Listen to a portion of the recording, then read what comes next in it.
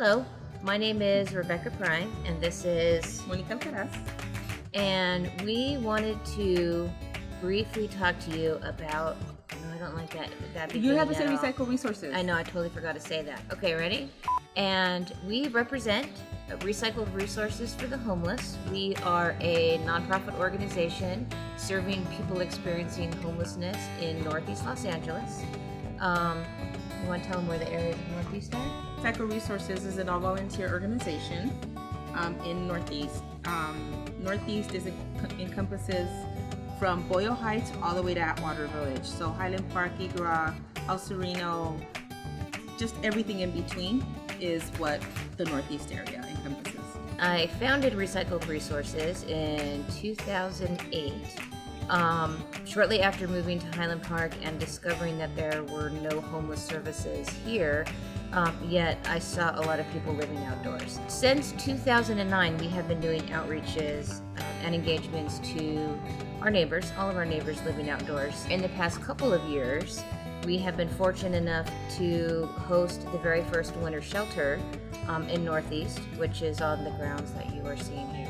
At All Saints Episcopal Church, we hosted the winter shelter in the church, max capacity every night, serving about 170 individuals. And we have been operating a drop-in center on Saturdays here at Northeast.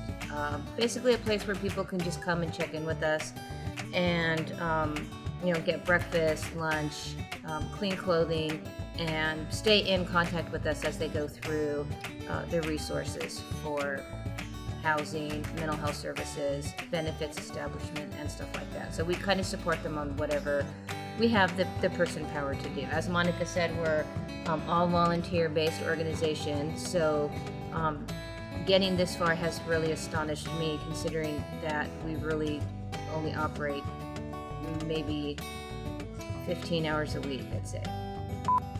As a result of the winter shelter, we were able to link people to services to get them on the path to housing.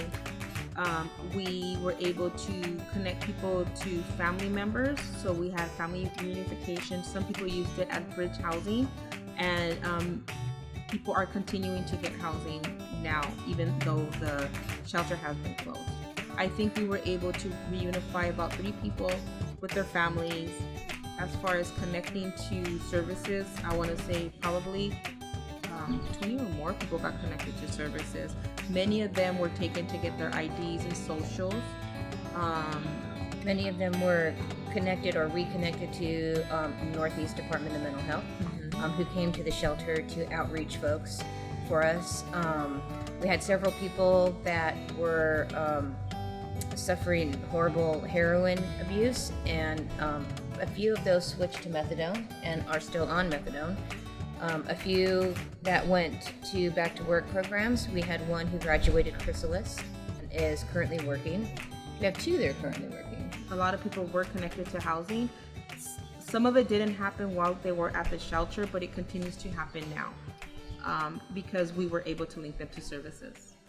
Working with the chronically homeless population, a trusting and supportive relationship is key for anything. So whether you're going to choose to access the resources that we give you is up to you, but I do believe the more support we're able to provide for an individual, the more likely they are to use that resource. And so that's what we want to do. That's why we want to be here full time, so that we can provide support for people who don't have that support. And it's really, I think it's also very important to understand is that people don't want to go to other communities when they are from a certain community. 85% of the people that are homeless in Northeast are from the Northeast area. So they might have moved around from like Highland Park to Glassell Park, or Highland Park to Cypress Park, or vice versa. But 85% of the people are from here, and they feel more comfortable here because their families are here maybe, or they're just familiar with the area. It's not, when you're familiar with something, you feel a little safer. So if you're asked to go somewhere where you're not familiar, you're going to be scared. And we feel that every community should provide for people who are going through homelessness, not shuffle them to somebody else's community. I think we definitely agree that services should be decentralized from Skid Row, and that every community should have an access center. When people are being cleaned up or moved from an area, it always makes it hard for me to find them. There's people that I've been looking for over a year, can't find them. Having the shelter and the drop-in center, people know that they can come here, ask for me, and that I'm able to connect with them again. The shelter was an awesome place for me to do that, because every day I was like, did you go to Northeast? One of the biggest issues that we have is people are not able to get themselves to their mental health appointments, or they can't take themselves to get their ID. And it could be for various reasons. Some of it may be that they're anxious, they can't be around people. So to you or I, it might seem like getting an ID is not a big deal. You go to the DMV, you get an ID. However, for most of the people that we work with, they're either hearing voices, or they're too depressed to do anything, or they're too anxious to get on the bus, or they're confused or disorganized. So you throw all that on top of having to find or obtain your birth certificate, having to figure out which bus to take, having to deal with the crowd in the DMV. And although you and I might be able to see the end result is the apartment, people have been homeless and hopeless for so long, it takes a good support team behind them in order to make even the simplest task possible. I think one thing too that I want to convey is that there was a big movement in the homeless services about, maybe it started about 5 years ago, where because the end-all be-all was the permanent supportive housing, a lot of funding got pulled from emergency shelters. And because the goal was housing people and people were getting housed, it was working until there was no more housing. So what we've seen for the past 3 years, I feel, is this epidemic of homelessness and this boom in homelessness, because while people are supposedly waiting to receive their Section 8 or waiting to move into their housing, they're living on the streets because there are no more shelters. So I think Monica and I have a goal of creating a program here that would have shelter housing attached to it. I don't feel it's okay that somebody waits 2, 3, 4 years on the streets for their Section 8 voucher. In addition, while they're staying with us, we would be able to rebuild some basic life skills or work with them on budgeting. Maybe they would decide they want to change a few things before they get housing so they don't lose it. It's up to the person, but I feel like they would move in with more support if they were able to transition with us while waiting for that housing rather than staying out on the sidewalk. The reality is this: if people don't get the services that they need, they're going to continue to be on the street. Now, it could be you want to help them because, nobody should be living on the street, everybody should be housed, or you don't want to see them, you don't care about the homeless. The end result, if people get the services that they need, they will get housed. So one reason why I think it's important to share this with you is because our shelter was only open from December 1st until March 30th. So roughly 100, how many days is that? 120 days.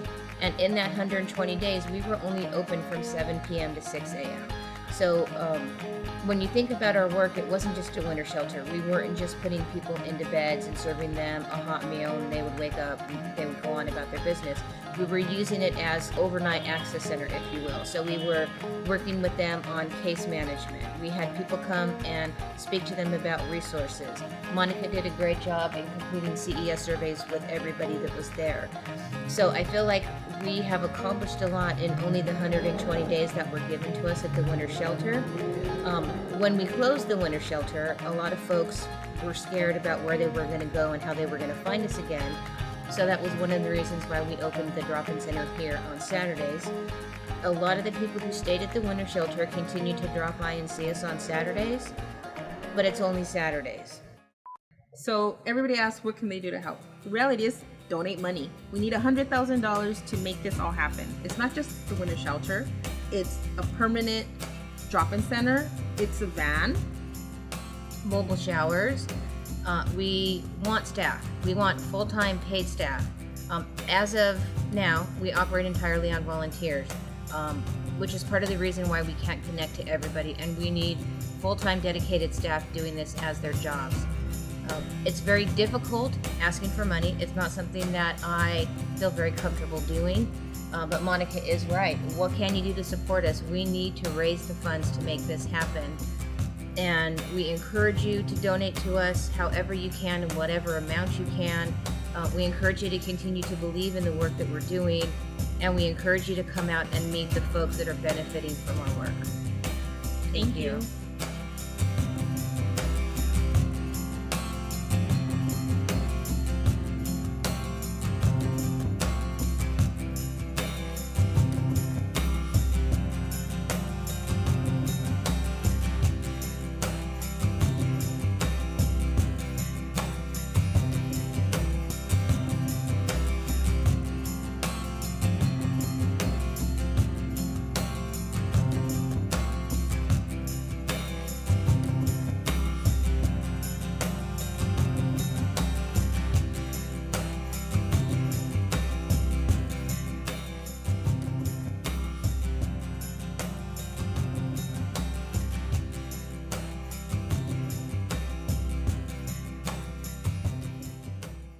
People that speak Spanish call me Monica. There was actually somebody I'm sorry, that said I don't speak Spanish. There was somebody that said Monica to me, and I don't remember what it was. And I was like, "You actually said my name like you're supposed to." Because I don't know who it was. Monica. I can't remember Monica. And this is my friend Monica.